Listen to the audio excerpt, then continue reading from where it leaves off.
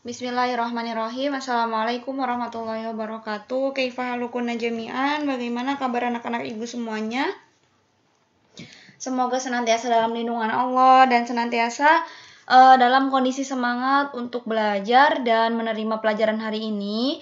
Kemudian ibu harap semuanya sudah siap untuk belajar, sudah siap alat tulisnya, sudah siap untuk memahami apa yang akan ibu sampaikan. Oke, tidak ada yang sambil tiduran, tidak ada yang sambil makan atau sambil ngemil, tidak ada yang melakukan pekerjaan lain selain belajar. Baik, kita mulai pertemuan kita kali ini pada bab fikih wanita, pertemuan ke-10 ya Mbak ya.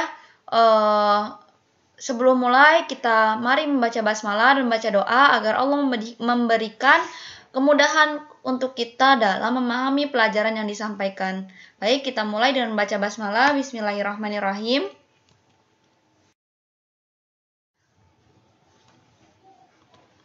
Baik, berikut adalah hal-hal yang dibolehkan dalam sholat. Yang pertama yaitu memberi isyarat.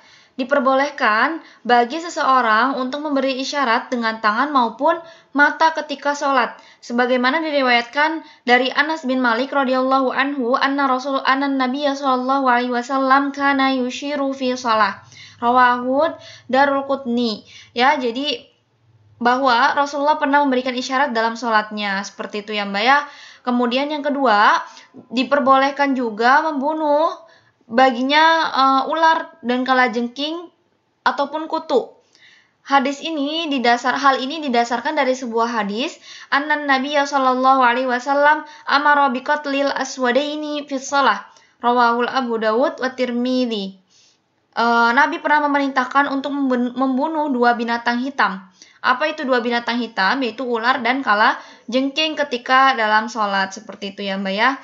Nah, yang ketiga, diperbolehkan juga melakukan sesuatu yang ringan atau sesuatu yang lebih penting. Sebagaimana diriwayatkan oleh Aisyah radhiyallahu anha, karena Rasulullah sallallahu alaihi wasallam yusolli wa babu mughlaqun famasya fa fataha li summa raja'a ila salahu ila musallahu. Rawahul Abu Daud. Jadi, artinya apa? Pernah Rasulullah sholat, sedang pintu dalam keadaan tertutup, lalu aku meminta dibukakan. Maka beliau pun berjalan untuk membukakan pintu bagiku, dan kemudian kembali mengerjakan sholatnya. Ya, seperti itu. Kemudian yang ketiga yaitu menggendong anak. Diperbolehkan juga menggendong anak kecil ketika mengerjakan sholat. Sebagaimana disebutkan dalam hadis bahwa Rasulullah pernah menggendong Umamah. Siapa Umamah? Umamah itu adalah putrinya Zainab. Kemudian yang selanjutnya yang kelima ya Mbak ya. Apabila ada sesuatu yang jatuh dari pakaiannya, maka diperbolehkan bagi wanita muslimah yang sedang sholat untuk mengangkatnya. Akan tetapi, hal itu dilakukan dalam waktu yang lama, maka sholatnya menjadi batal. Sedang apabila hal itu dilakukan secara terpisah-pisah, maka tidak membatalkan sholat. Seperti itu ya Mbak ya. Oke, selanjutnya yaitu hal-hal yang tidak dimakruhkan dalam sholat. Yang pertama, tidak dimakruhkan membaca bagian akhir maupun tengah dari surat Al-Quran.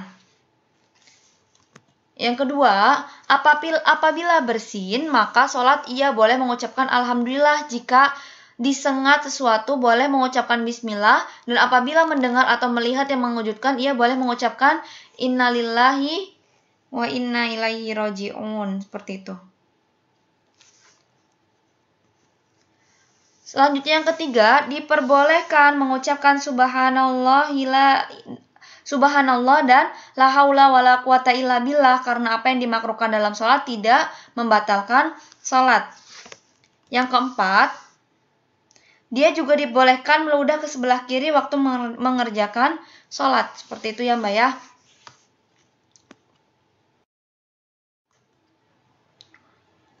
Oke, selanjutnya. Apabila waktu sholat telah tiba, sedangkan makanan telah dihidangkan. Bagaimana hukumnya?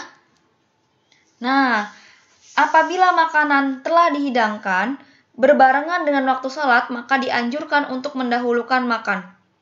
Kenapa? Supaya dapat menenangkan hati. Ya, coba kalau kalian mau sholat terus makanan udah dihidangkan.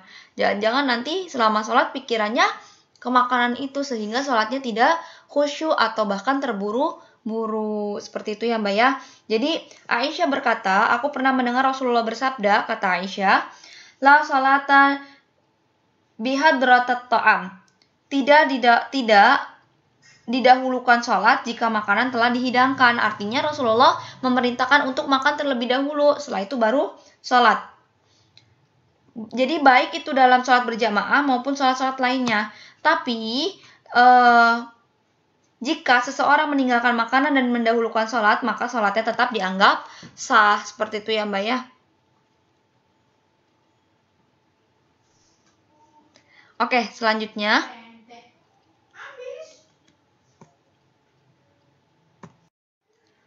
Oke, selanjutnya.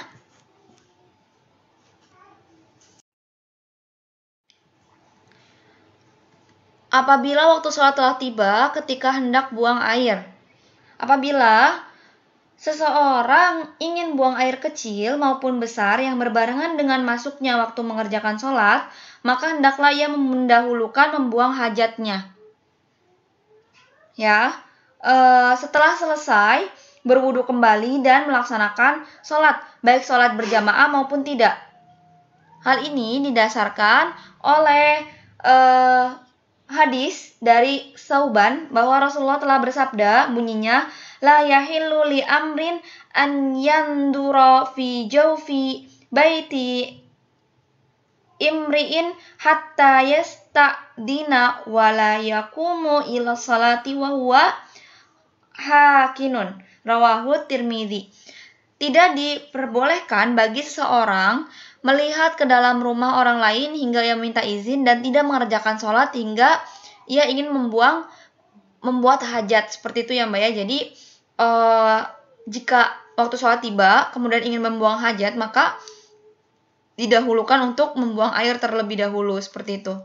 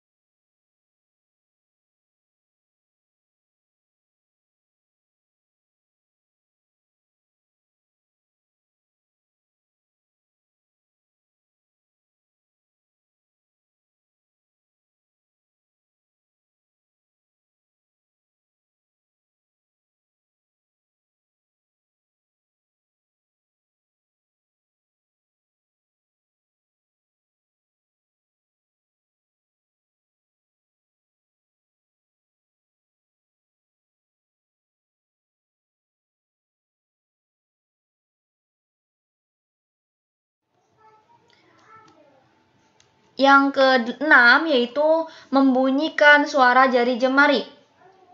Hal ini sesuai dengan hadis yang diriwayatkan dari Ali bin Abi Thalib bahwa Rasulullah pernah bersabda, la yufar ki asabi'aka wa anta fis shalah. Janganlah kamu membunyikan jari jemarimu sedang kamu dalam keadaan sholat. Tidak boleh bunyikan petek-petek itu loh Mbak.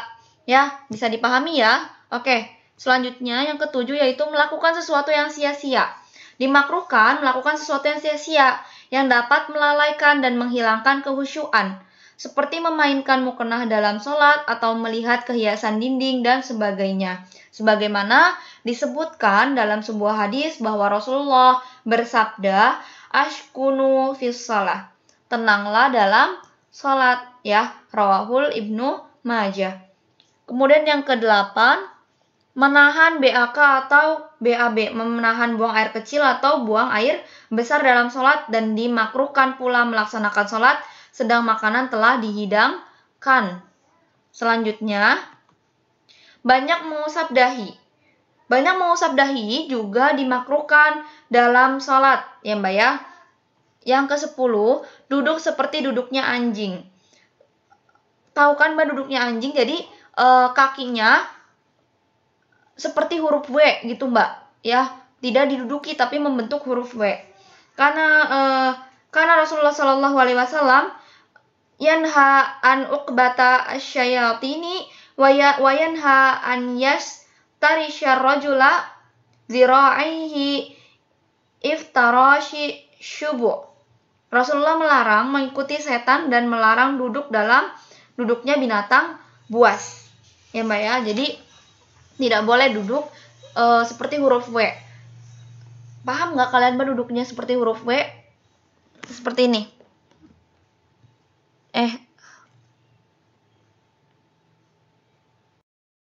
Baik, sekarang kita bahas hal-hal yang membatalkan sholat. Sebagaimana diketahui, apabila seseorang meninggalkan rukun sholat, maka sholatnya menjadi tidak sah. Dan apabila seseorang mengerjakan sholat, dan ia menolehkan kepala atau pandangannya secara sengaja, maka sholatnya menjadi batal. Sebagaimana disebutkan hadis dari riwayat Imam Bukhari, perbuatan itu adalah barang rampasan yang dirampas setan dari sholat seorang hamba. Jadi ada beberapa hal yang membatalkan sholat. Yang pertama, bicara dengan sengaja. Yang kedua, tertawa terbahak-bahak dalam sholat. Yang ketiga, makan atau minum dengan sengaja. Yang keempat, melakukan terlalu banyak gerakan. Yang kelima, tidak menghadap ke arah kiblat dengan sengaja. Yang keenam, batalnya wudhu. Yang ketujuh, mengingat sholat yang belum dikerjakan. Contohnya, seperti seseorang yang mengerjakan sholat asar, lalu ingat bahwa ia belum mengerjakan sholat zuhur. Maka dalam hal ini, ia harus berhenti mengerjakan sholat asar dan kembali mengerjakan sholat zuhur. Setelah itu baru mengerjakan sholat asar kembali. Yang kedelapan, tidak tumaninah pada saat ruku, berdiri, sujud maupun duduk. Hal ini didasarkan pada sabda Nabi kepada seorang Arab Badui yang tidak tumaninah dalam sholatnya. Maka beliau memerintahkan orang Badui tersebut untuk mengulangi sholatnya, sehingga tidak tumaninah dalam sholat atau terburu-buru, tidak khusyuk, maka ia dianggap sebagai sholatnya batal. Seperti itu ya. Oke, selanjutnya yang kita bahas yaitu tertib sholat. Oke, sunnah tertib sholat yang pertama yaitu sholat sunnah subuh. Sebanyak berapa? 2 rakaat sebelum sholat subuh.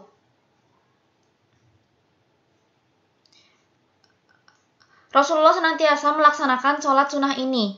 Yang Mbak ya, sholat fajar gitu ya Mbak ya, sholat qoblal fajar. Di mana Aisyah meriwayatkan, lam yakun Rasulullah sallallahu alaihi wasallam ala syai'in min nawafili asyadda mu'ahadatan minal rakaataini qabla subhi. Tidak ada sholat sunnah yang lebih dipentingkan oleh Rasulullah selain 2 rakaat sebelum subuh. Muttafaqun alaihi. Kemudian hadis Aisyah juga masih dari Aisyah, Rasulullah bersabda, "Raq'ata al-fajri khairun minad dunya wa ma fiha." Rawahul Ahmad, Muslim, Tirmidzi, wa Nasa'i. Jadi kata Rasulullah bahwa 2 rakaat sebelum sholat subuh itu lebih baik daripada dunia dan seisinya. Ini merupakan keutamaan dari sholat sunnah 2 rakaat sebelum subuh. Kemudian pada sholat zuhur. Pada sholat zuhur yaitu 4 rakaat, 2 rakaat sebelum zuhur dan 2 rakaat setelah zuhur. Oke, kemudian sholat maghrib yaitu 4 rakaat. 4 rakaat yaitu terdiri dari 2 rakaat sebelum sholat maghrib dan 2 rakaat setelah maghrib. Disunahkan bagi seseorang mengerjakan sholat 2 rakaat sebelum dan sesudah maghrib, di mana Rasulullah senantiasa mengerjakannya. Disunahkan dalam mengerjakan sholat sunnah maghrib ini membaca surat apa? Al-Kafirun, dan setelah membaca surat Al-Fatihah pada rakaat pertama dan membaca surat Al-Ikhlas pada rakaat keduanya. Seperti itu ya Mbak ya. Kemudian pada sholat sunnah Isya yaitu 2 rakaat setelah sholat Isya. Oke, selanjutnya. Oke, sholat sunnah yang tidak muakkad. Sholat sunnah yang tidak muakkad itu maksudnya adalah sholat rawatib yang disunahkan untuk dikerjakan tanpa adanya penekanan di antaranya. Yang pertama yaitu 2 atau 4 rakaat sebelum asar. Yang kedua yaitu 2 rakaat sebelum maghrib. Sebagaimana Abdullah dari Mughaffal, ia berkata bahwa Rasulullah telah bersabda, "Shallu qablal maghrib, shallu qablal maghrib, summa qala fi salisati liman karahiyatan an yattakhidhaha an-nasu sunnatan." Salatlah sebelum salat maghrib, dan untuk ketiga kalinya beliau berkata, bagi siapa yang menghendaki, karena dikhawatirkan akan dijadikan oleh banyak orang sebagai sunnah. Seperti itu ya Mbak ya. Itu untuk yang kedua. Yang ketiga yaitu sholat 2 rakaat sebelum Isya. Hal ini sebagaimana diriwayatkan oleh Abdullah bin Mughaffal bahwa Nabi bersabda, "Baina kullu adzanaini shalah, summa qala fi salisi liman sya."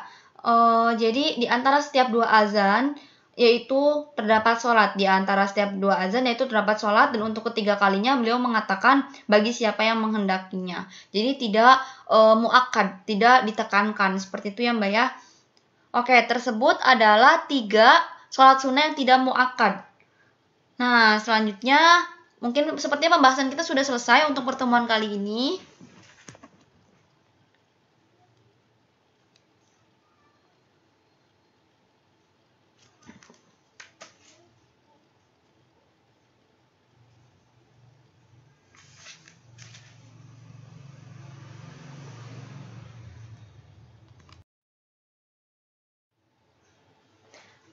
Oke, alhamdulillahirrabbilalamin, pelajaran kita pada kesempatan kali ini telah usai. Jazakumullahu khairan katsiran. Silahkan jika ada yang mau ditanyakan, silahkan ditanyakan. Jika tidak ada, maka silahkan menjawab soal yang sudah Ibu siapkan dan dikumpulkan. Seperti itu ya Mbak ya. Mungkin sekian dapat Ibu sampaikan. Barakallahu fikum wa tabarakallah. Wassalamualaikum warahmatullahi wabarakatuh.